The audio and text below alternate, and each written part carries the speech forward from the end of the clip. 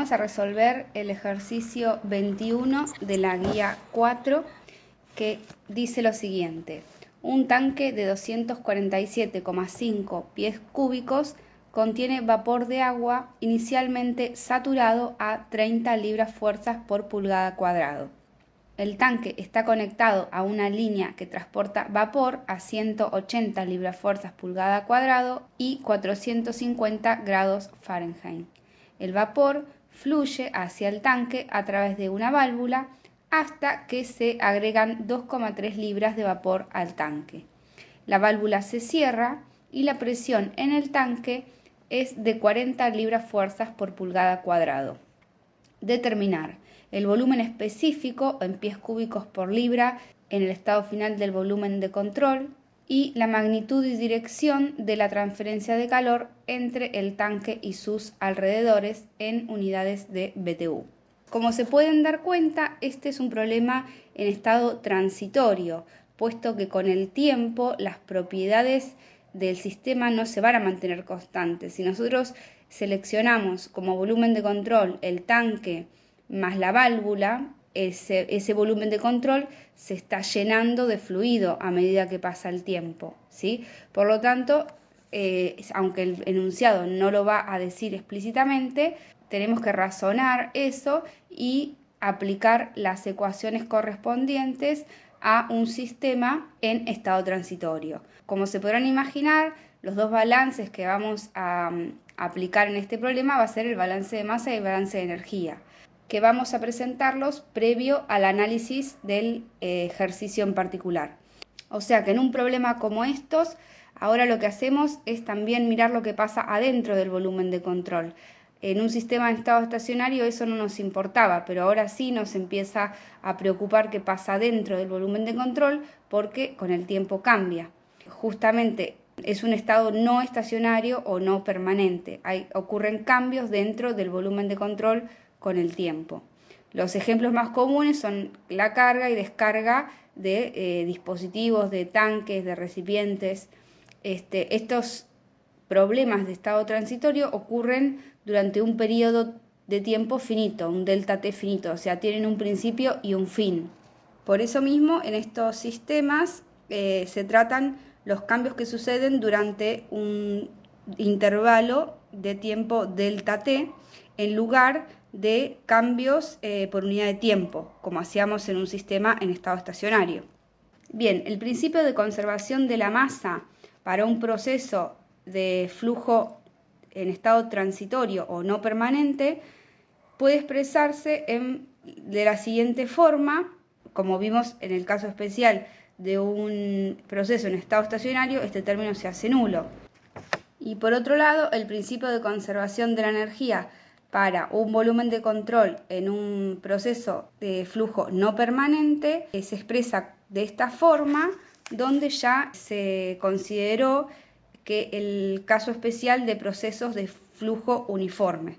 Bajo esta idealización, la expresión queda más simplificada, puesto que ya no tenemos integrales, y como sabemos, este término representa la transferencia de calor total entre el volumen de control y los alrededores inmediatos. Bien, este otro término es el trabajo total asociado con el volumen de control, el cual en caso de estado transitorio puede incluir trabajo eléctrico, trabajo de eje, cualquier tipo de trabajo e incluso trabajo de frontera si los límites del volumen de control son móviles, ¿sí?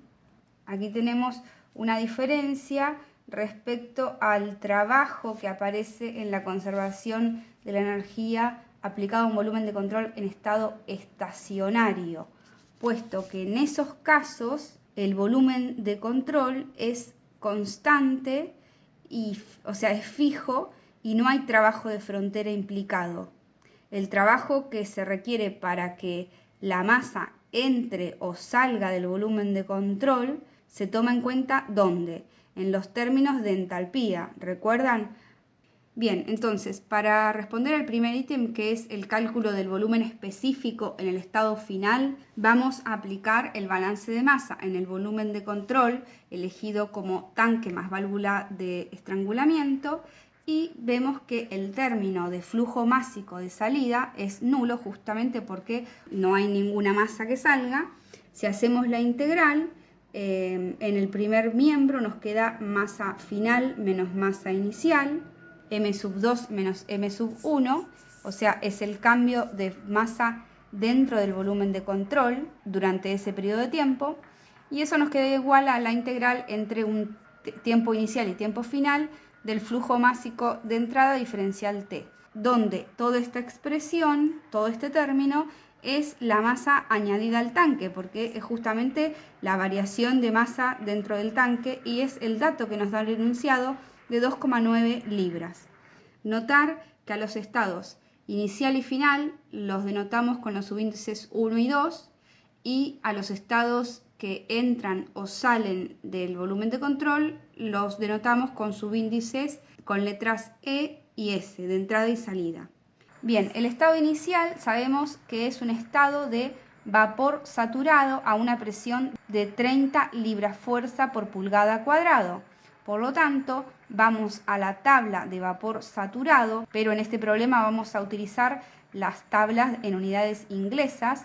Entonces, buscando en el Shapiro la tabla A3E, donde la letra E se refiere a unidades inglesas, leemos el volumen del vapor saturado B sub G en el estado inicial, que lo llamo 1, y ese valor va a ser igual a el volumen específico en el estado 1, B sub 1.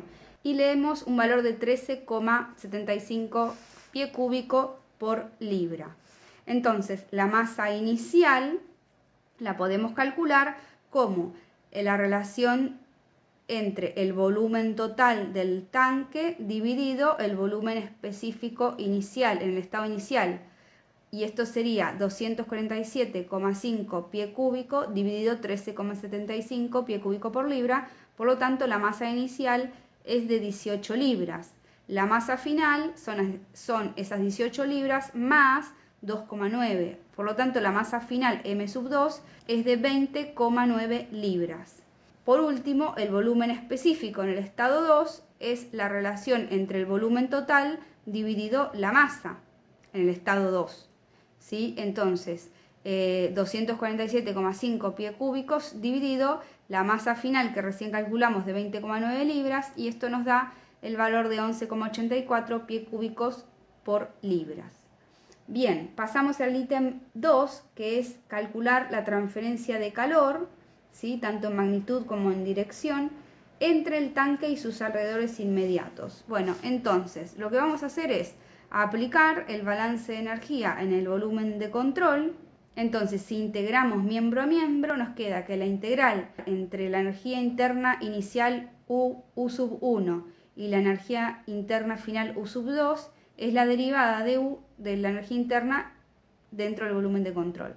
Y esto es igual a la sumatoria de la integral entre un tiempo inicial y un tiempo final del calor por unidad de tiempo diferencial tiempo, más la integral entre un tiempo inicial y tiempo final del flujo másico que entra por la entalpía que entra diferencial tiempo. La integral del lado izquierdo de la igualdad es simplemente la energía interna final menos la inicial, donde si expresamos con unidades de energía interna específica, multiplicamos cada una de las energías específicas por su correspondiente masa, ¿sí? Entonces nos queda M2 por U sub 2 menos M1 por U sub 1. Y esto va a ser igual a el calor por unidad de tiempo, que lo saco fuera de la integral, delta T, ¿sí? Y este término justamente es igual al calor, ¿sí?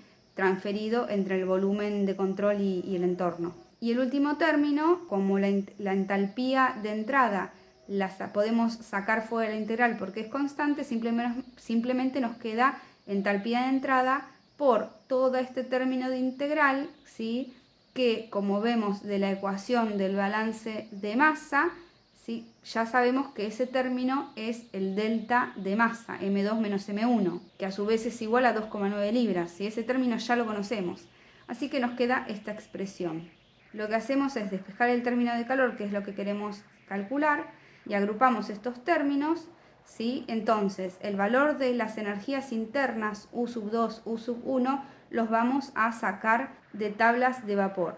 En el estado final, la tabla del Shapiro A4E, con la presión final de 40 libras-fuerzas por pulgada cuadrado y el volumen específico de 11,84 pie cúbico por libras, ¿sí? Que es el que ya valor que calculamos para el ítem 1, tenemos que la energía interna final es de 1124,2 BTU por libra, y análogamente el estado inicial, si utilizamos la tabla A3E del Shapiro, determinamos que la energía interna inicial, que va a ser la energía interna del vapor de agua saturado a la presión de 30 libras-fuerza por pulgada cuadrado, es de 1088 BTU por libra. Por lo tanto, reemplazando estos valores en la ecuación, podemos resolver y obtenemos que la transferencia de calor es de 305,92 BTU. Como este término es positivo, podemos afirmar que la transferencia de calor ocurre desde el entorno hacia el volumen de control. Un detalle que no aclaré es cómo tener el valor de la entalpía de entrada. El vapor que va a ingresar al tanque vamos a considerar que tiene la misma presión y temperatura que tiene cuando fluye por este conducto. Es decir, a la presión de 180 libras-fuerza por pulgada cuadrado y la temperatura de 450 grados Fahrenheit, nosotros vamos a chequear si en esas condiciones el vapor está como saturado, sobrecalentado o en qué estado está, y utilizando las tablas de vapor vamos a darnos cuenta que el vapor está en estado sobrecalentado.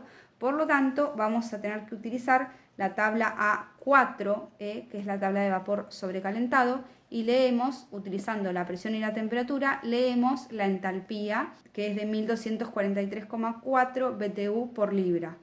Bueno, y con esto queda resuelto el problema. Muchas gracias por su atención.